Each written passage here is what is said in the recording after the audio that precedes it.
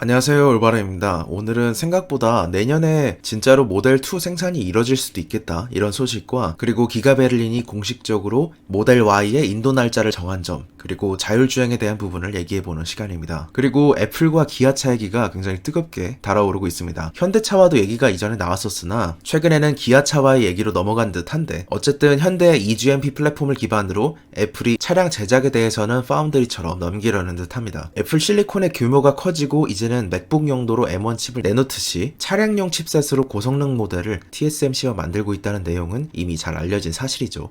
그래서 이번에 기아는 오는 9일에 인베스터 데이를 앞두고 있습니다. 혹시나 유의미하게 진전되었는지 아직 공식적인 얘기는 없지만 일각의 기대감이 인베스터 데이 때 어떤 내용이 나올 수 있을까, 이런 거에 대한 기대감이 올라간 듯합니다. 그리고 이제는 실제로 애플카가 운영을 확실히 앞두고 있다, 이런 힌트를 얻을 수 있었던 부분은 애플카 소식이 더 뜨거워진 계기 중에 하나가 이번에 애플이 자동차나 배터리 그리고 도로안전 전문가 등 자동차 관련 엔지니어들을 대거 모집을 했습니다. 약 300명 정도 이상을 모집을 한 것인데 이들은 모두 특별 프로젝트 그룹, 그러니까 SPG에 합류를 하게 되고, 이 SPG는 애플카를 담당하는 부서입니다. 왜 그렇게 생각되냐? 테슬라의 덕필드가 이곳에서 애플카 전반을 관리하고 있기 때문입니다. 대체로 모두 자동차 업계의 실무 경험이라든지 전기공학의 학위를 요구했으며 구체적인 채용 주제들도 밑에서 한번 확인할 수 있었습니다. 그리고 테슬라에 대해서 3월 21일까지 발표될 수 있는 얘기들을 한번 정리해봤을 때, 우선은 리프레시 모델 S와 X에 대해서는 이미 공개됐고, 그리고 중국에서 슈퍼차주를 생산한다는 내용도 공개가 됐습니다. 그리고 텍사스에서 보험업을 할 수도 있다, 이런 얘기가 나오면서 캘리포니아주 외에서도 보험업을 확장할 수 있다는 얘기가 힘을 더하고 있죠. 그래서 현재로 볼 때는 바이든 정부가 약 2월 중순에서 말로 넘어가기 전에 $7,500의 연방 텍스 크레딧을 테슬라와 GM까지 확장할지에 대한 가능성, 이것이 굉장히 가능성이 큰 이벤트일 것 같고, 그리고 두 번째는 FSD 베타가 지금은 약 1000명 정도의 유저에게 도입돼서 베타 테스트가 진행 중입니다. 그런데 이것을 얼리 어답터 프로그램으로 참여자까지 좀 더 확장하게 될 시점이 2월 17일 정도로 임박했다는 점, 그리고 세 번째는 모델 S의 플레드가 인도되기 시작하면서 이에 대해서 전기차의 세단인데도 불구하고 슈퍼카 느낌을 줄 수 있는 그런 것에 대한 뉴스가 나올 수 있고, 그리고 네 번째는 머스크가 얘기했듯이 성공적인 FSD 베타 시연 후에 FSD의 구독 서비스 모델에 대해서 3월 7일 혹은 3월 말 내에 공개할 가능성에 대한 부분, 그리고 다섯 번째는 중국의 오리지널 디자인인 모델 2에 대해서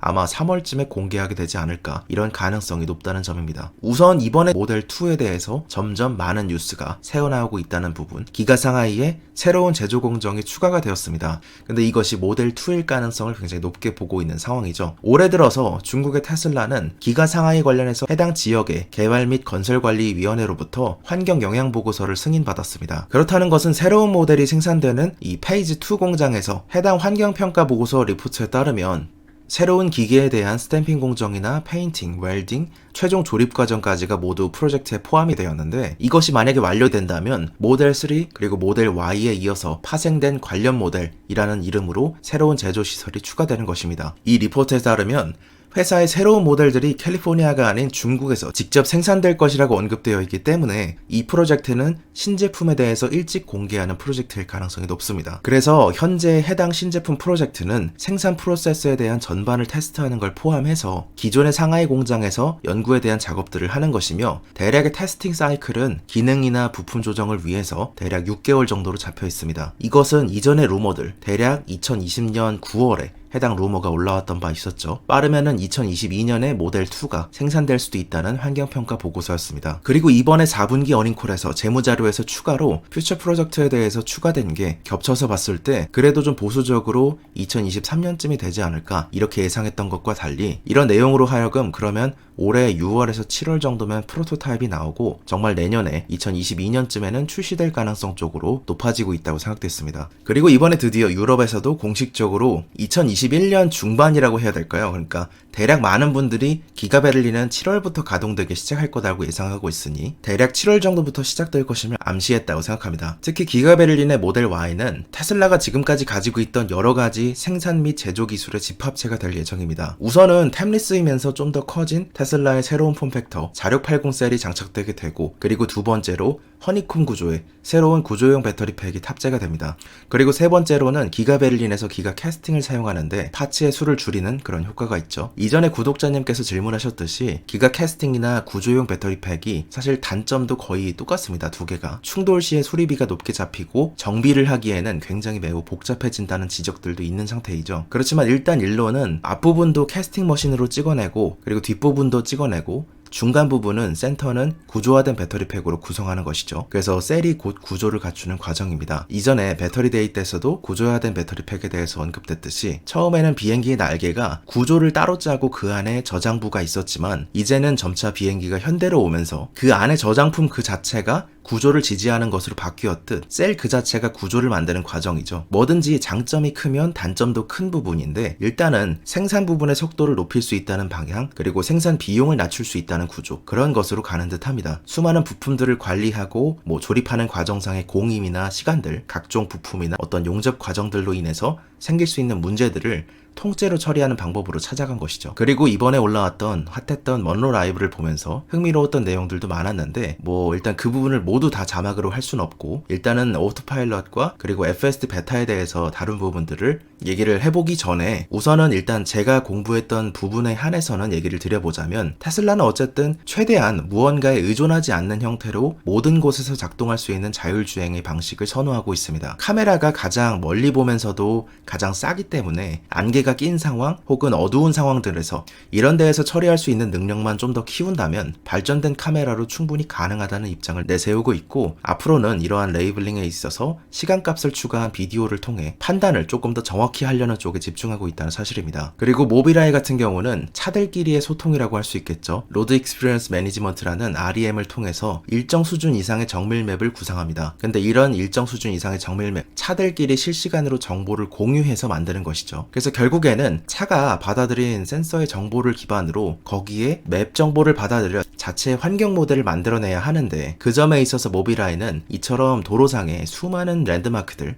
이런 랜드마크들을 베이스로 해서 움직일 때마다 예를 들어서 여기에 있는 정보와 나 차와의 거리 그리고 여기에 있는 가로등과 나 차와의 거리 이런 식으로 계속해서 더하면서 차 자체가 위치한 도로상의 포지셔닝값 위상값을 계속해서 계산해 나가서 정확히 유지하려고 합니다. 그리고 일정 수준 이상의 정밀맵이라는 건 HD 벡터맵이라고 표현할 수 있겠죠. 맵박스사의 특화된 기술을 활용하는 것인데 이 맵박스사는 벡터 타일 기술을 활용해서 최대한의 정보를 압축시켜서 초당 10KB 미만의 데이터 수준 약 2G 수준에서도 소통 가능한 정도로 아주 압축해서 모빌아이의 자율주행 기술을 탑재한 모든 차들이 얻는 각각의 정보들을 실시간으로 공유할 수 있게 됩니다. 그래서 결국은 문제가 도로가 굉장히 복잡한 상황일 때 그런 상황에서도 얼마나 오류 확률을 낮출 수 있는가 이런 이슈인데 그에 대해서 모빌아이는 HD 벡터맵이라는 솔루션을 통해서 그 해결을 찾은 것이죠. 이런 식으로 이거는 REM이 LA에 있는 REM의 모음이죠. 수많은 차들이 돌아다니는 것을 정보로 이용하고 있습니다. 물론 현재 모빌아이의 ADAS가 탑재된 차가 대략 100만 대 정도 라고 얘기되고 있기 때문에 맵은 지금도 굉장히 빠르게 세계에서 생산되고 있는 상태입니다. 그리고 웨이모는 라이다와 그리고 아주 고정밀 카메라 이런 것을 통해서 맵을 만들고 그 위를 철도 위의 차량처럼 정밀하게 주행하는 방식입니다. 굉장히 정확하고 모든 일에 대응이 가능하지만 고정밀성이 차이난다는 것은 이러한 왼쪽의 이미지로 생각하실 수 있을 것 같습니다.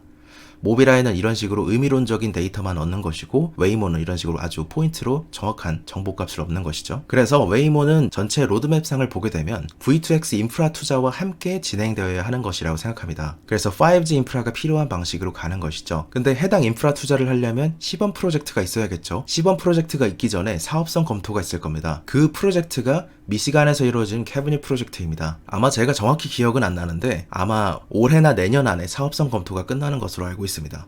그리고 영상을 보기에 앞서서 마지막으로 정리해볼 때 제가 느끼는 각각의 장점과 약점을 요약하자면 이렇게 할 수 있겠죠.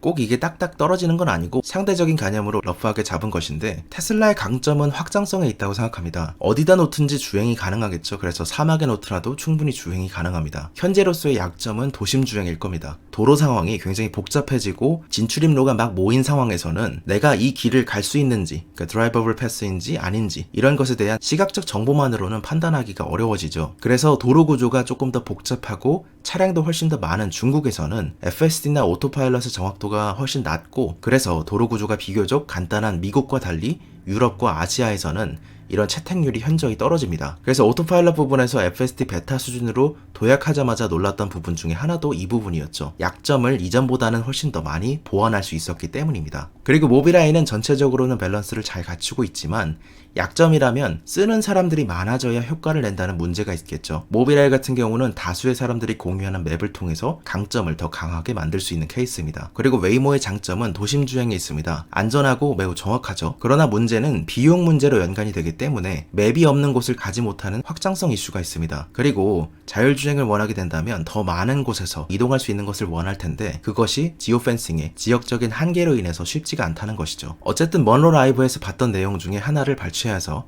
여러분들과 함께 듣고자 합니다. 오토파일럿과 FS 베타에 관련돼서 샌디 먼로와 일론 머스크가 얘기하는 클립이었습니다. 함께 보시죠. But I have to tell you about the best stuff. And okay, so we had the beta autopilot system, and and we did have problems.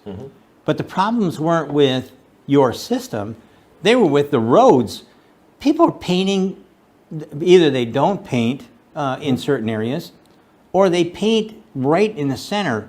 So how are we going to get legislation to make it so that things are consistent between states? In the old days, it probably didn't make much difference, but now we're moving into self-driving, and well, I mean, frankly, I think for self-driving, even if the road is painted completely wrong, and a UFO lands in the middle of the road, the car still cannot crash and still needs to do the right thing. So, what really matters, the prime directive for the autopilot system is don't crash. That really overrides everything. So no matter what the lines say or how the road is done, the thing that needs to happen is minimizing the probability of impact while getting you to your destination conveniently and comfortably. But the prime directive, absolute priority, is minimize probability of injury to yourself or to anyone on the road, on the pedestrians or anything like that. So, and it's really, it can't be dependent on the road markings being correct or anything like that. It's just got to be, no matter what, it's not going to crash. well, I still think that that the road commissions in one I better shape up because, like I said, Corey and I had an issue. And luckily I got out of it. But what happened was they painted all kinds of lines all over the place. There was an old off-ramp and a new off-ramp and a bunch of cones and some flashing red lights. It was totally, I have no idea. If I had to take that thing and knew I had to take it, I would be totally confused as to what to do where. But when the car came into it, the lines are telling it, okay, go here. And that scared the living daylights out of me. If we would have crashed, if it would have been somebody, I used to race, and I kind of can get out of stuff, and even though I'm old, I'm kind of agile. But if we would have crashed, the press would have instantly said it was all your fault. And in essence, the fault lies in this massive mess that we were trying to keep up with. And then, quite frankly, I stopped driving in the right-hand lane. That was it. I mean, the car wants you to keep going back there because it wants you to follow the rules. But No, you can change that. It's a setting.